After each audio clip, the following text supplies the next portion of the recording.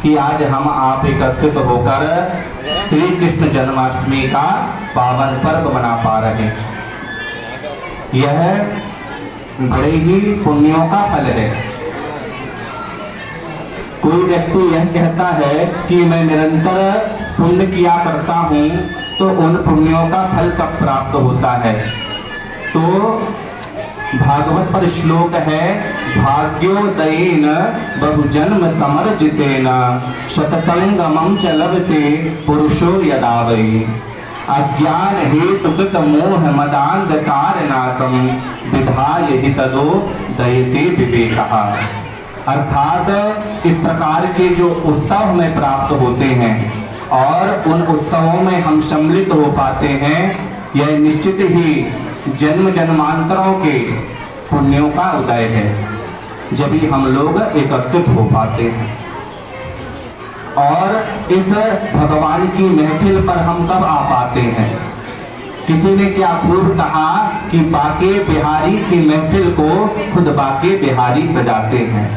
बाके बिहारी की महफिल को खुद बाके बिहारी सजा पाते हैं और वही इस सत्संग पर पहुंच पाते हैं जिन्हें मेरे खुद बाके बिहारी बुलाते हैं, मेरे खुद बाके बिहारी बुलाते हैं।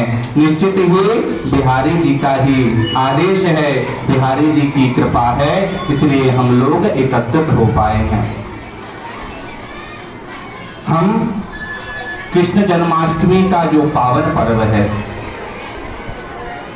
भागवत पर शुद्ध वर्णन है कि वसुदेव गृहे साक्षात भगवान पुरुषः परः, अर्थात वसुदेव के यहाँ साक्षात भगवान का ही प्रादुर्भाव हुआ है।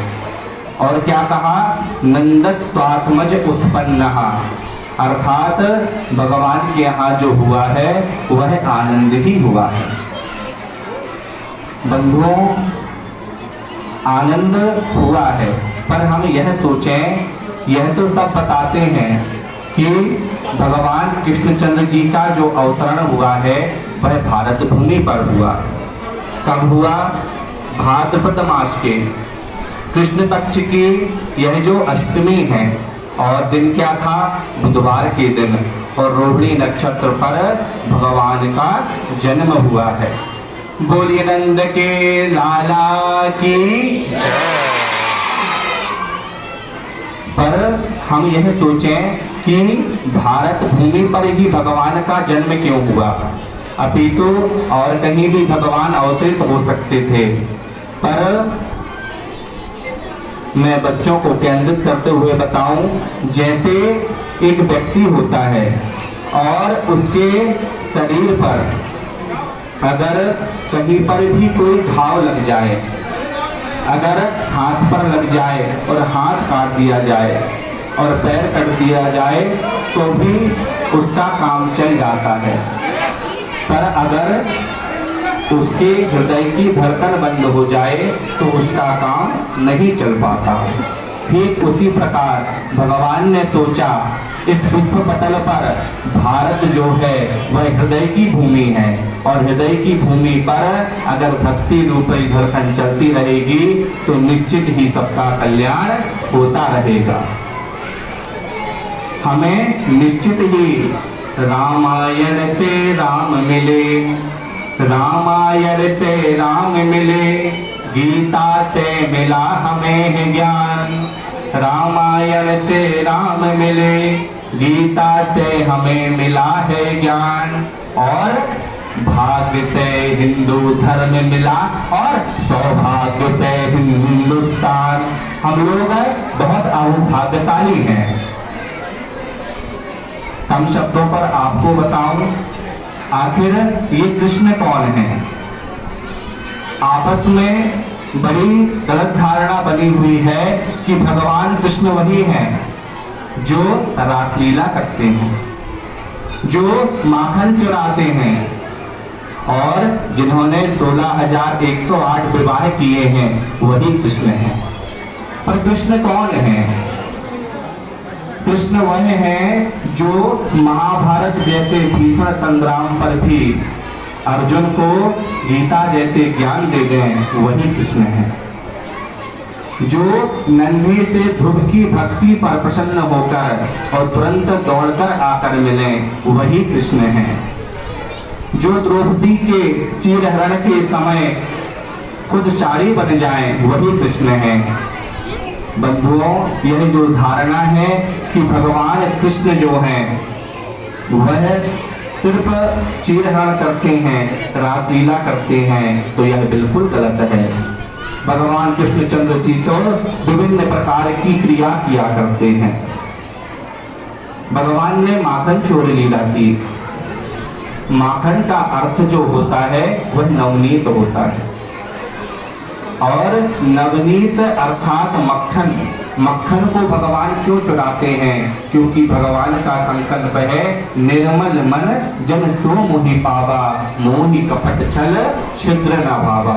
अर्थात भगवान निर्मल मन का ही हरण करते हैं। और भगवान ने गोवर्धन की लीला की, तो गोवर्धन की लीला से हमें यह शिक्षा प्राप्त होती है कि जब भी किसी के ऊपर संकट आए तो हम आपस में यह ना सोचें कि किसने हमारे साथ अच्छा किया और किसने हमारे साथ बुरा किया है, और हम सबकी रक्षा करें। समय कम प्राप्त है तो मैं कुछ बिंदुओं पे चर्चा करूं कि भगवान कृष्णचंद्र जी से हमको क्या सीखना चाहिए। तो भगवान कृष्णचंद्र जी से आपको यह सीखना चाहिए कि हमेशा हमें सत्य की राह पर चलना है। भगवान कृष्णचंद्र जी ने कौरवों का साथ नहीं दिया, बल्कि 5 पांडवों के साथ ही रहे, क्योंकि वह सत्य की राह पर थे।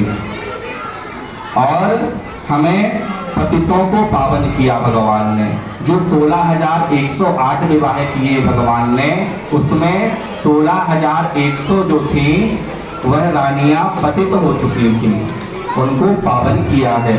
और सच्ची मित्रता को निभाया। सुदामा जी के साथ मित्रता कर कर उन्होंने मित्रता कैसी करनी चाहिए यह सब बताया। बंधुओं, यह छोटे से समय पर जल्दी पर भगवान की कथा नहीं हो पाती। भगवान की कथा तो निश्चित ही कुछ ज़्यादा समय प्राप्त हो तभी हम कर पाते हैं। पर किसी ने बड़ा अच्छे शब्दों में कहा कि महका दे ऐसे फूल को चुनना जरूरी है। ध्यान दीजिएगा कि महका दे ऐसे फूल को चुनना जरूरी है। धागा से प्रेम के बुनना जरूरी है, पर अगर पाना है भगवान श्री कृष्णचंद्र जी के प्रेम को, तो उसके लिए भगवान की कथा को सुनना जरूरी है, सुनना जरूरी है। आप निश्चित ही भगवान की कथा को सुने। बंधुओं, और एक संदेश और देना चाहूँगा कि आपको एक अच्छी आदत डालना है। जब भी आप किसी से मिलें तो निश्चित ही राधे राधे बोलने की आप आदत बनाएं। और जो बुरी आदतें आपके अंदर प्रवेश कर गई हैं, उन आदतों को आपको छोड़ना होगा। क्योंकि और लोग कहते हैं, बच्चे कहते हैं, महाराज जी हमें आदत छुड़ाई नहीं जाती, बुरी आदत छोड़ी नहीं जाती। तो मैं उनसे यह कहूँगा कि जो बुरी आदतों को छोड़ ना सके, सब बोलते हैं कि बुरी आदतों को छोड़ना आसान नहीं है। बुरी आदतों को छोड़ना आसान नहीं है, पर जो आदत को ना बदल सके, मेरी नज़र में वो अच्छा इंसान नहीं है, अच्छा इंसान नहीं है। अरे हमने ही तो आदत डाली है। और फिर जिसको जिस चीज की आदत लगी, हमको बताएं किस चीज की आदत लगी है। किस किस को जानना है कि हमको किस चीज की आदत लगी है? हाथ ऊपर करके बताओ। हमको सच बताएं किस चीज की आदत लगी है। आप बताना सही है क्या गलत है? आदत आदत आदत है जिसको लगी जिस चीज की आदत है। आदत है, आदत आदत आदत है जिसको लगी जिस चीज की आदत है। हम पर तो की श्री जी ने कृपा, हमें राधे राधे कहने की आदत है। इतना कहकर मैं अपनी वाणी को विराम दूं, उसके बदले दो पंक्ति और कहना चाहूंगा। बंधुओं, आज मैं यहाँ तक पहुँचा हूँ तो इस पर निश्चित ही भगवान की कृपा है, अभी तो यहाँ तक मैं नहीं पहुँच पाता। ध्यान दीजिएगा पंथी कि दुनिया से हर बाजी जीते मशहूर हो गए, दुनिया से हर बाजी जीते मशहूर हो गए, इतना मुस्कुराए कि आंसू दूर हो गए।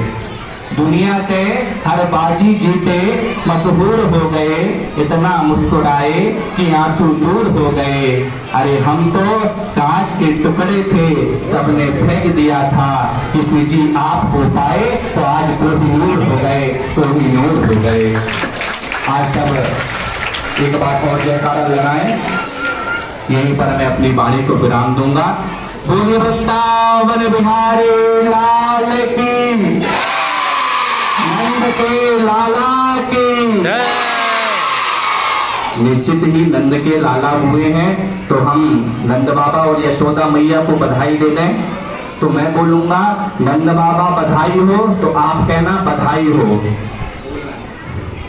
नंद बाबा बधाई हो,